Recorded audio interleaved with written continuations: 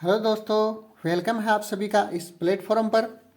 आज हम पढ़ने वाले हैं जो राजपूताना रेजिडेंसी है, इसकी स्थापना कब हुई और राजपूताना में कितने एजीजी बने, कितने पॉलिटिकल एजेंट बने, किन किन रियासतों के कौन कौन से पॉलिटिकल एजेंट थे।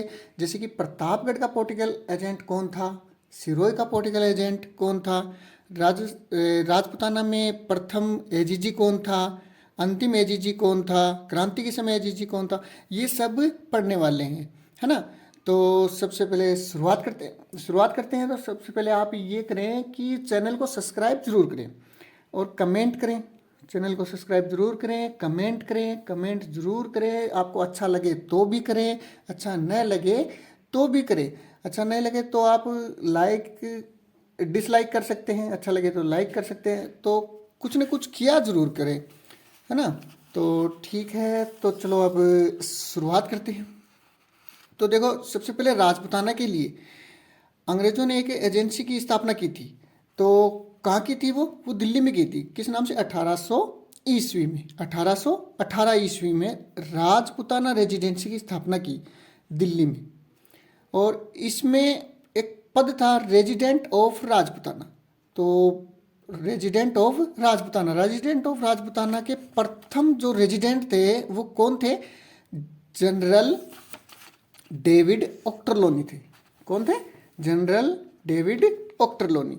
अब राजस्थान में पॉलिटिकल एजेंट कब से स्थापित किए गए थे? तो वो सबसे पहले जयपुर रियासत में शुरू किया गया था।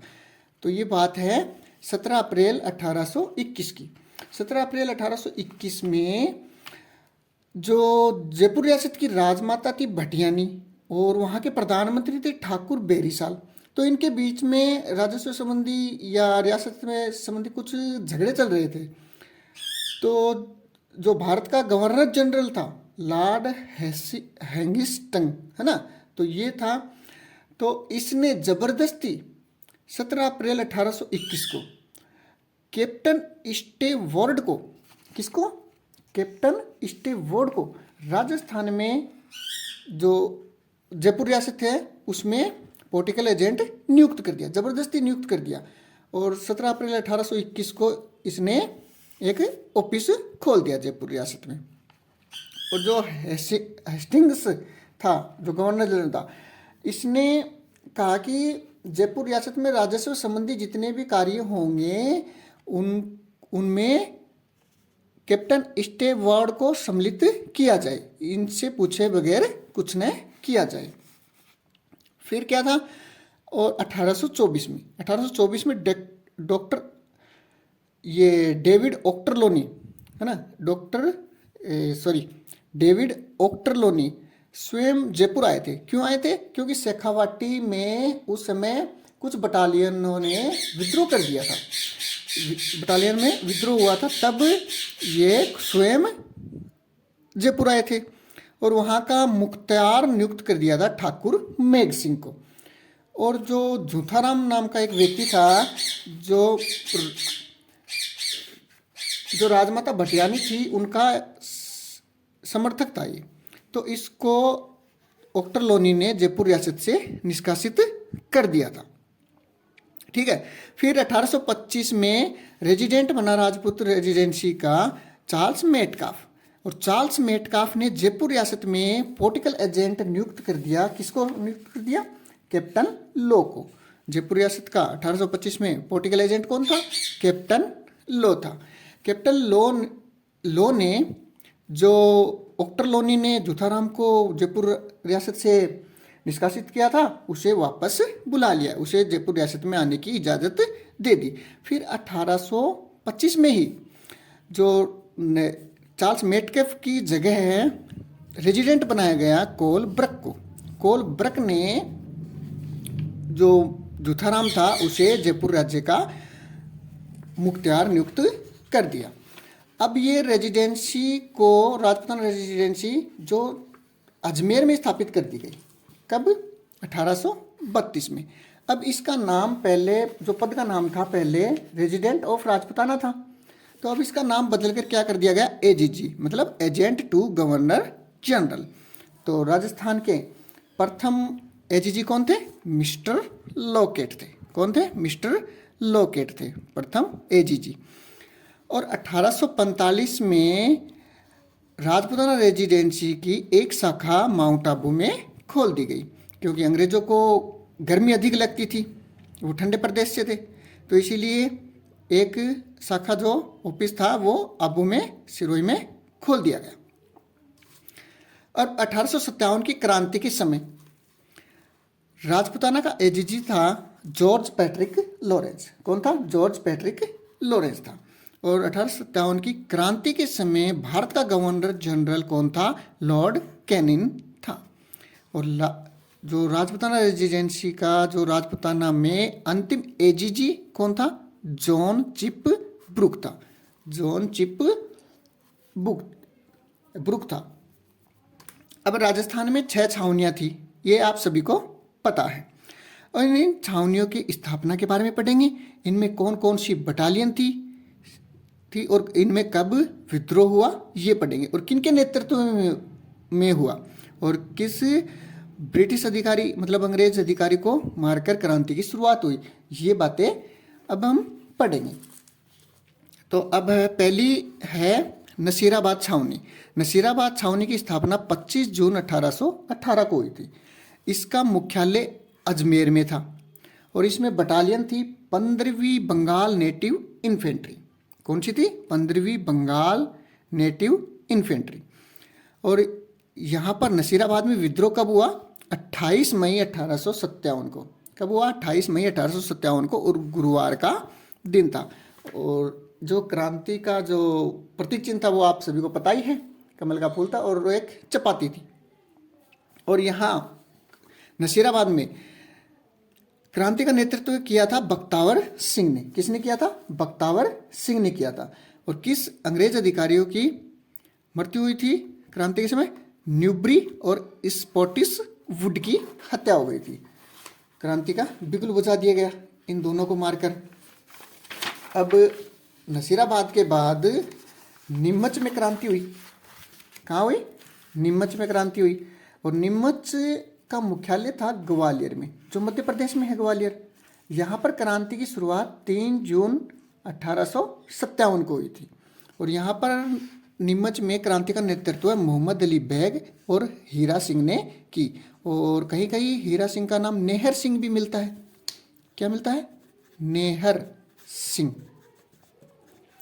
और क्रांति में पूछा जाए कि कहाँ के सैनिक ज़्यादा थे, तो वो अवध के थे। और ये मोहम्मद अली बेग है, ये भी अवध से था। तो यहाँ पर नीमच में रात्रि को 11 बजे क्रांति की शुरुआत हुई। एबोट नाम का एक अधिकारी था, अंग्रेज अधिकारी। यह इन सैनिकों को शपथ दिला रहा था कि आप हमारे लिए वफादार रहोगे, हमारे आज्ञा का पालन करोगे। तब मोहम्मद अली बेग ने कहा कि क्या आप हमारे साथ अच्छा किया था? नहीं किया था। क्या आप हमारी बातें मानी थी? नहीं मानी थी। तो इस तरह से झगड़ा हो गया और एबोट को गोली मार दी गई। ठीक है। और नीमच से ही जो 40 अंग्रेज भागे थे, नीमच में जब विद्रोह हुआ था, तब वो पहले तो पता ही होगा आपको, चित्तौड़गढ़ के डूंगला गांव में रुग्गाराम के घर पर आके रुके थे।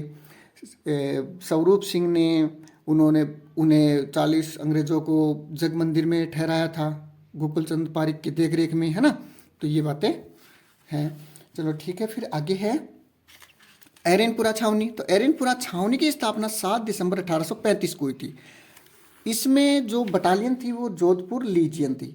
एरेनपुरा में 21 अगस्त को, कब? 21 अगस्त को क्रांति की शुरुआत हुई थी। और यहाँ पर जो अलेक्जेंडर नाम के एक व्यक्ति की हत्या हुई थी। ये अलेक्जेंडर कौन था? ये जॉर्ज पैट्रिक लॉरेंस का पुत्र था। और इसकी हत्या किसने की थी? यहाँ पर नेतृत्व किसने किया था? सूबेदार मोती खां था, शीतल प्रसाद और तिलक राम थे, ये थे। और जो एरेनपुरा छावनी में ही आगे नेतृत्व किया था जो आहुआ के ठाकुर कुशाल सिंह है, उन्होंने किया था, जिनकी कुलदेवी है सुगाली माता, जिनके 10 सिर 54 हाथ हैं, है ना। तो क्रांति की देवी भी कहते हैं सुकाली माता को। तो इन्होंने 2 युद्ध भी लड़े थे। किसने? ठाकुर कुशाल सिंह ने। एक तो था 8 सितंबर को जो भिथौड़ा का युद्ध है, उसमें अंग्रेजों की तरफ से तो सेना का नेतृत्व कर रहा था हितकोट, और जो महाराजा तख्त सिंह थे उसकी सेना का नेतृत्व है ओनार सिंह कर रहा था, और ओनार सिंह भिथौड़ा के युद्ध में मारा गया। फिर अगले 10 दिन बाद 18 सितंबर को चेलावास का युद्ध हुआ था। चेलावास का युद्ध हुआ था। इसे इतिहास में काला और गोरा का युद्ध भी कहते हैं। उस समय जो जॉर्ज पैट्रिक लॉरेंस था वो आए थे, और जो जोधपुर का पॉलिटिकल एजेंट था मैकमोशन वो आया था। मैकमोशन की हत्या हो गई थी चेलावास के युद्ध में, और जो क्रांतिकारियों का नेतृत्व ठाकुर कुशाल सिंह कर रहे थे, और मैकमोशन की गर्दन काट दी गई थी और वो अवा के जो किला था उस पर लटका दी गई थी। और जो एरनपुरा छावनी का नारा था क्या था? चलो दिल्ली मारो फिरंगी, चलो दिल्ली मारो फिरंगी। ये किसने दिया था? आसोपा के ठाकुर थे शिवनाथ सिंह, इन्होंने यह नारा दिया, चलो दिल्ली मारो फिरंगी। ठीक है। फिर आगे है, अगली छावनी है देवली टोंक। तो देवली का जो मुख्यालय था वो टोंक में था, और यहाँ पर जो बटालियन थी वो कोटा कंटीजेंट थी। देवली में याद रखना कि बटालियन का नाम था कोटा कंटीजेंट।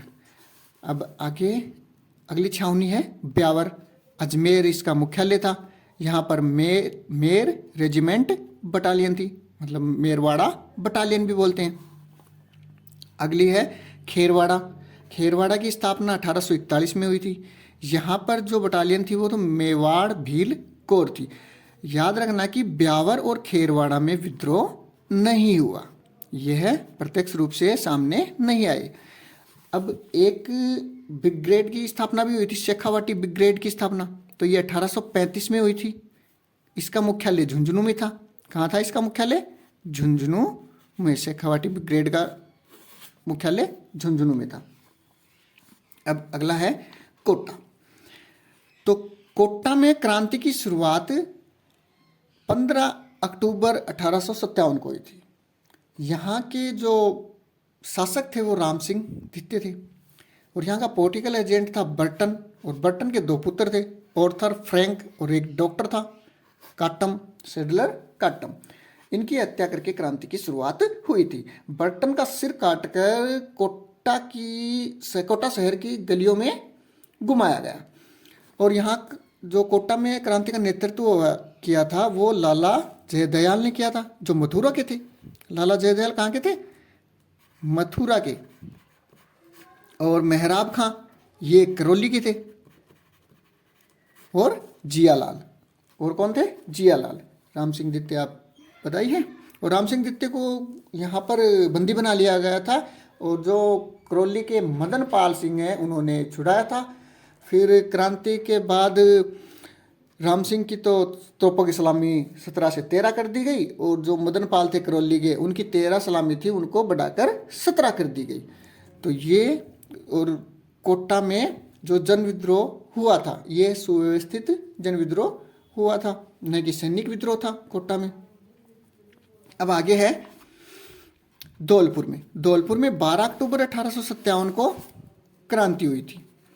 धौलपुर में 12 अक्टूबर 1857 को क्रांति हुई थी, और धौलपुर का जो शासक था वो था भगवंत सिंह। और यहाँ पर क्रांति का नेतृत्व किसने किया था? क्रांति का नेतृत्व किसने किया था? रामचंद्र, हीरालाल और देवा गुज्जर। रामचंद्र, हीरालाल, देवा गुज्जर ने धौलपुर में क्रांति का नेतृत्व किया, और धौलपुर में क्रांति के समय भगवंत सिंह यहाँ के शासक थे।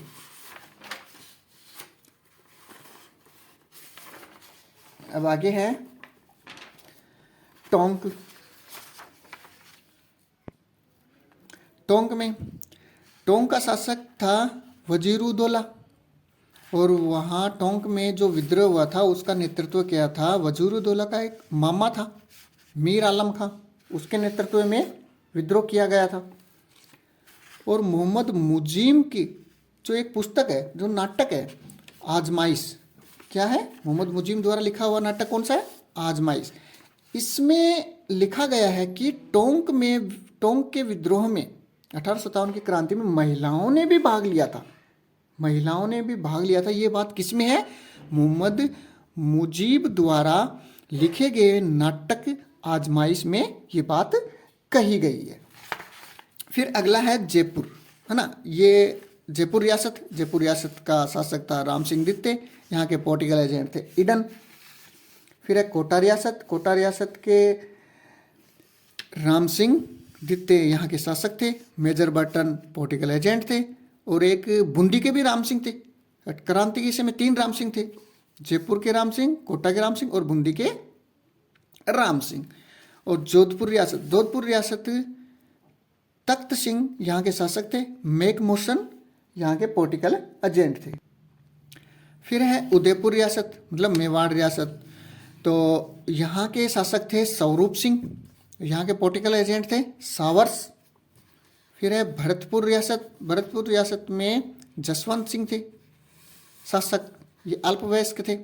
यहाँ पर मुंशीरमात बिठाया गया था।